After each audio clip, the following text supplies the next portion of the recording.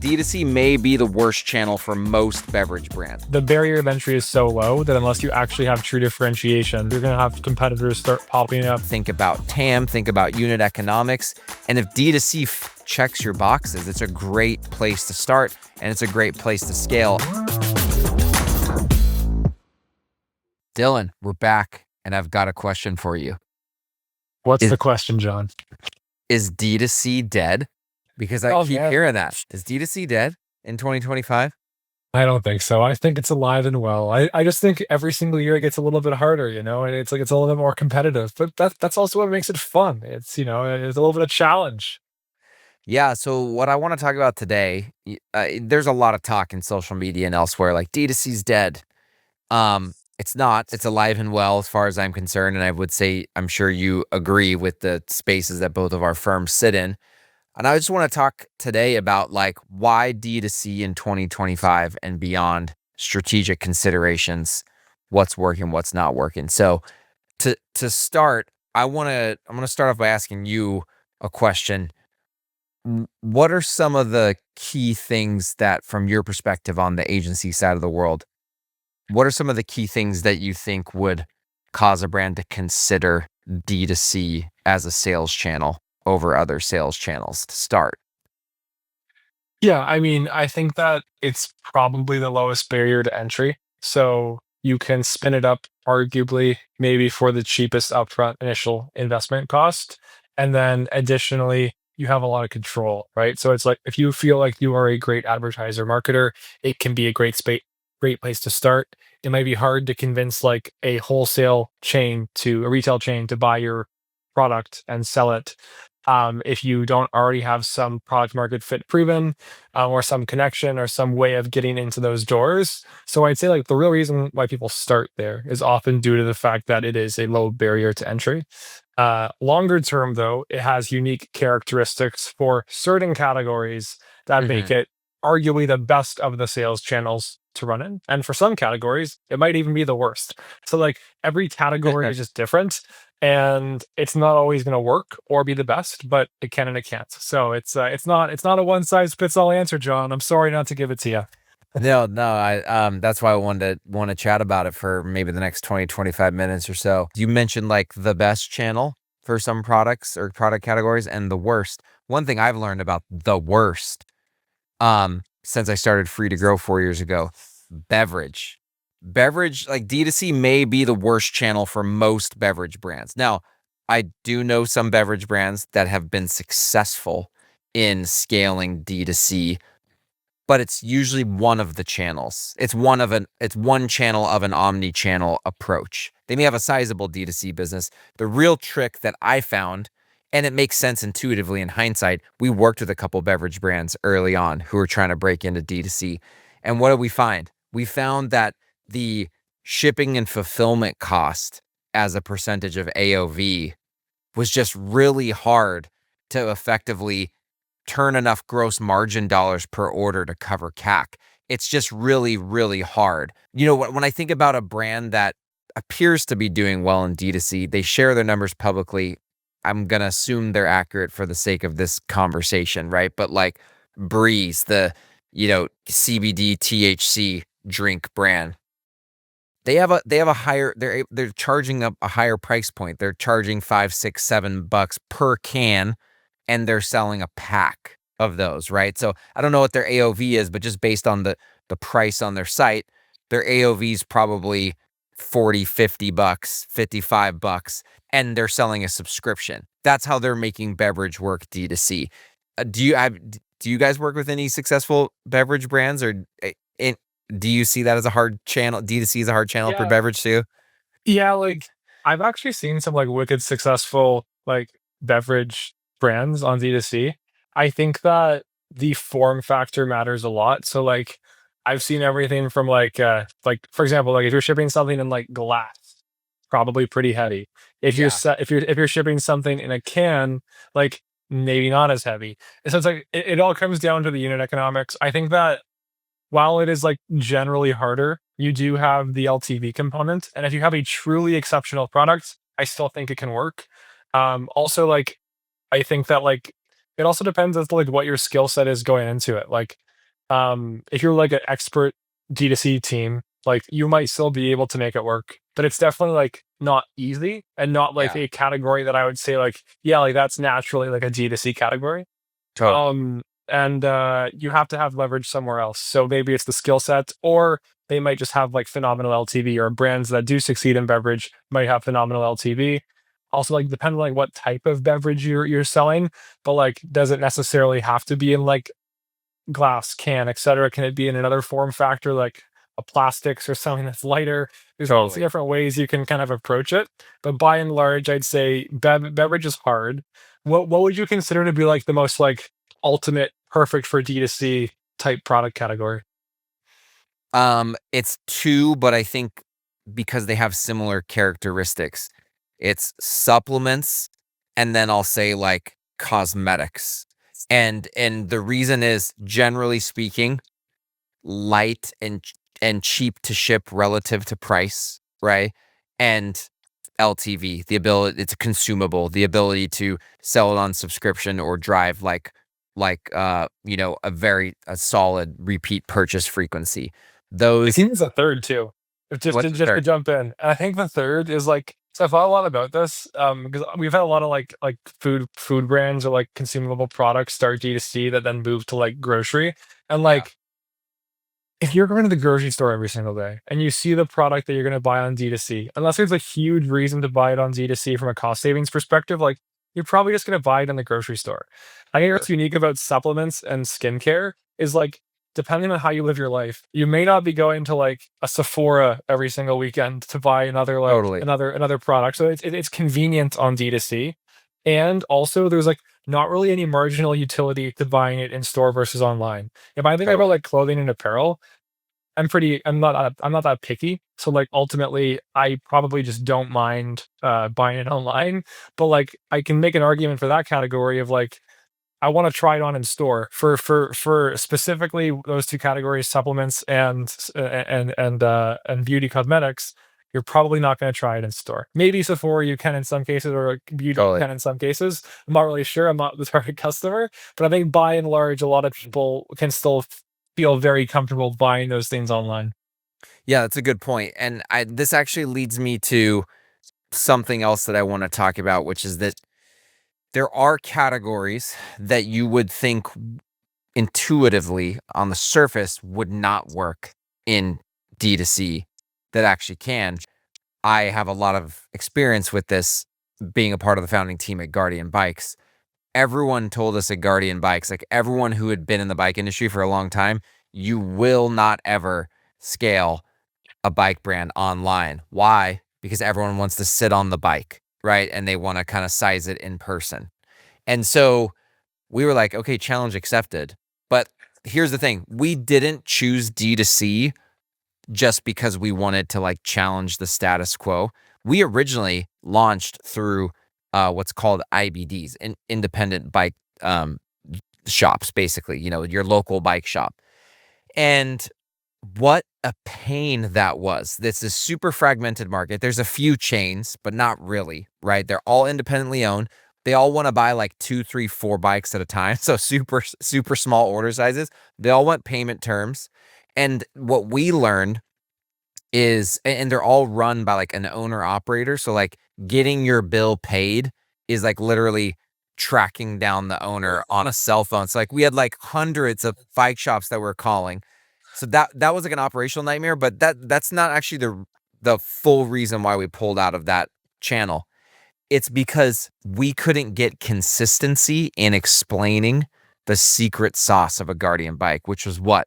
Our patented sure stop brake system that prevents you from flipping over the handlebars. So if you imagine trying to go to 100 different, actually, this is a true story. Brian and Kyle, the other two guys, the original founders in the business, they went on this roadshow. They rented an RV and they drove around the country to bike That shops. sounds like fun. And they had a blast. I mean, that's a whole nother story in and of itself. But they went around to go train like the employees on the floor at these bike shops, and imagine like the inconsistency in the messaging, right? And so we tried that. We looked at selling to Dick's Sporting Goods and Sports Authority, which is I think no more. And anyways, we ultimately landed on D2C because we needed a channel where we could control the message, where we could market the way that the product needed to be marketed. Keeping in mind, this is a bike that's more expensive than the average kid's bike, but it is clearly higher quality and safer. But you need to communicate that marketing messaging, right? We even looked into Target and Walmart mass market. Go to a Target aisle or a Walmart aisle. Go to the bike aisle in those places, especially Walmart. It's a disaster. There's bikes laying everywhere. You can even have like end caps or PDP or whatever. Like, you're not going to get through to anybody about what makes your bike special. The kid is going like, I like this pink one or I like this Spider-Man one, and that's it, right? And so we actually chose D2C strategically. We did it out of necessity that if we're going to sell a safer bike for more, we have to be able to tell the story. And the only place we could find to tell that story was on our Shopify store and through meta ads and through content, right? That organic content.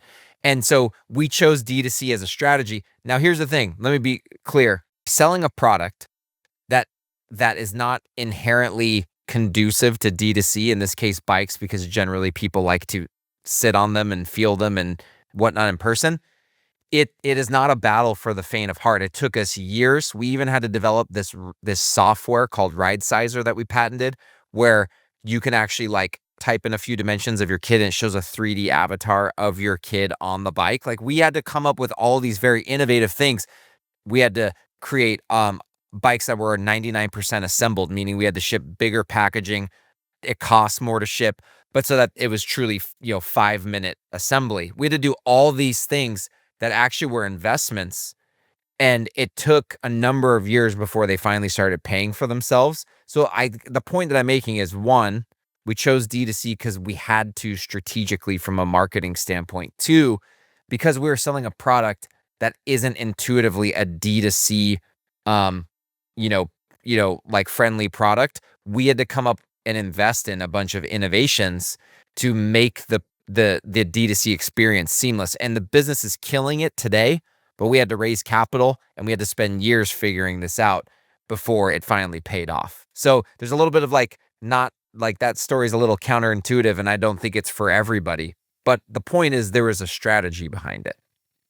100%. Because if you're just selling in a Walmart or a Target or whatever, you're just another commodity. Like, how do you differentiate, especially for the highest ticket? Like, well, why is it the highest ticket? You have to be able to explain that. So that makes perfect sense. Well, I think I'm curious to get your take on kind of the opposite, which is like, we had patented differentiation, right? So like IP protection. I see the opposite happen a lot of times in D2C, where a brand gets in D2C because there's a low barrier to entry, but they haven't thought about how to take a commoditized product and make it a truly defensible business in a channel that has a low barrier for competitors to enter into. What are some Yeah. of the things that come to your mind as the marketer in the room of like how brands need to think about differentiating themselves, even if their product itself isn't necessarily unique, but there's other ways to build a defensible brand? Yeah. So defensibility, I think like in a lot of the businesses that I've started and failed in D2C failed because of a lack of defensibility. Like, the barrier of entry is so low that unless you actually have true differentiation with how markets work, if you actually find a vehicle that can produce healthy net profit, healthy cash flow, chances are you're going to have competitors start popping up if it's easy enough to make a similar product and sell basically the same thing, right?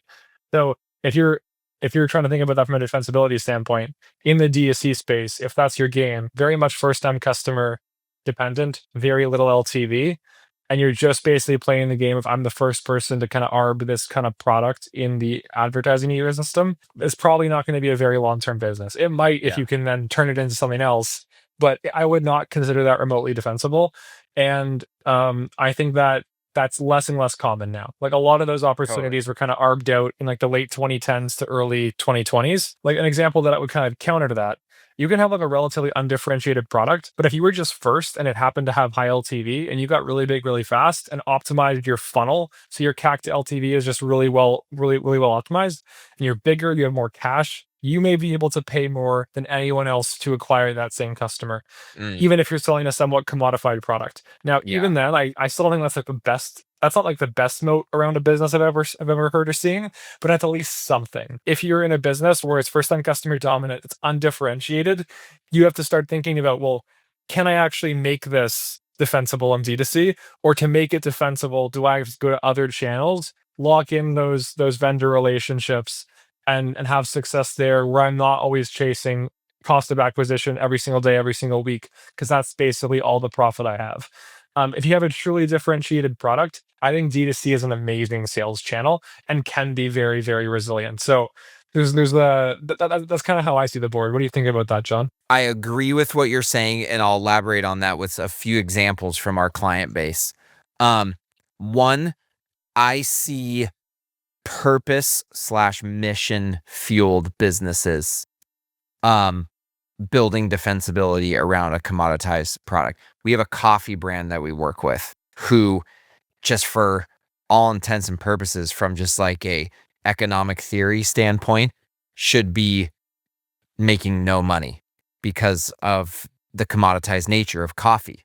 But they have a very specific mission driven purpose and they market specifically to a group of people who care about that purpose. This particular brand happens to be faith based, and they give a portion of all of their sales to several faith based nonprofits, right? And so the people who buy their coffee, the coffee's good. I've had it. It's really good. But it's not anything special compared to other great coffee out there. But you're bought in to the subscription and knowing that 10% of every dollar you spend is going to these types of nonprofits. That's defensibility, D2C. And the reason why D2C is great for them is because they put out a lot of organic social content around the mission, right? And so they pay to play.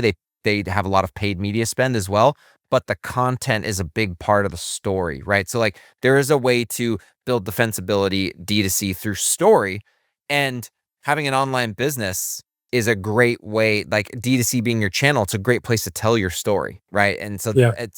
that's one thing that comes to mind. And there's actually several brands that we work with that their story is actually, for the most part, the moat, and the story is connected to some purpose that's bigger than just the product that they're selling. Um, I would actually even say, if you were to ask me, like, "Hey, John, what is the way that people are defending their commoditized product, like in the D2C space today, that's working?" If I had to choose one, it is story connected to mission. I see that working time and time again. But keep in mind, these are all consumable products. None of the ones that I'm talking about are products that are one and done or, new customer dominant. So people are consuming the product again and again and again and again, knowing that every time they do that, they're a part of this story and they're a part of this mission. Do you see the same thing? Yeah, I think that can definitely, whether that's the moat that gets them to stay or the moat that gets them to get in from a unique angle standpoint, I think it's probably both in many cases.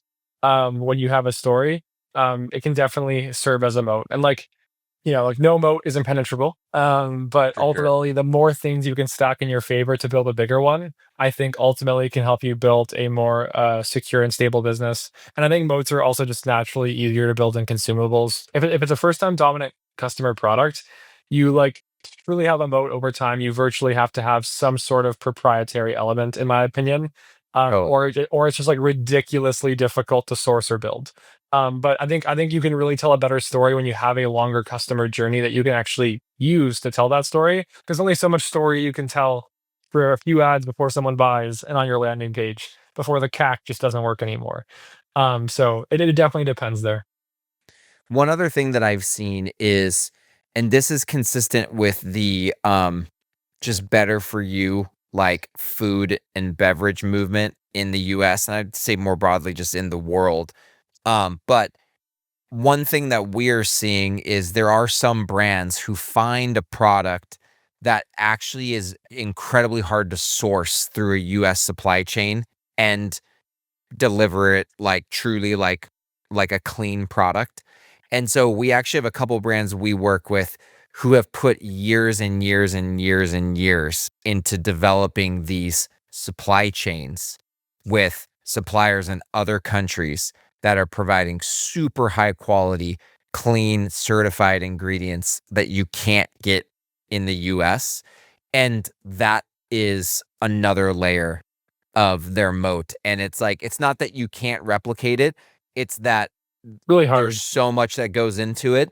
It takes a long time to replicate. And so that's another one that I've seen as well in the supplements world. On a similar vein, I've also seen like anything that can be considered like made in USA, like Totally. local, handcrafted, et cetera, et cetera.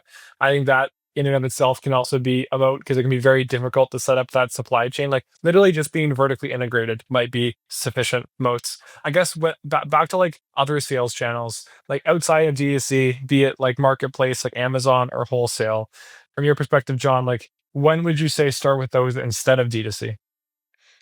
That's a really good question. Well, I would say the first thing that comes to mind is food and bev, right? Like certain food and bev products, it just makes sense to maybe start in physical retail. Or I actually do see a lot, and I'd be curious to see if you see the same thing.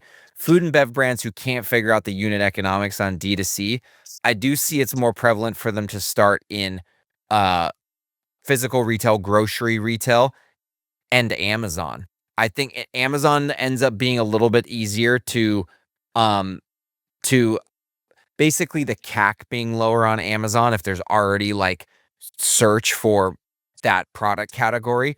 That lower CAC can offset the fact that you couldn't make the unit economics work D2C. So I actually do see it in food and bev, grocery retail plus Amazon as a very common combination. And I talk to a lot who are like, dude, we want to break into D2C and we haven't been able to figure it out. And I analyze their unit economics and I'm like, this is going to be a really, really hard one. So that's the first thing that comes to mind for me.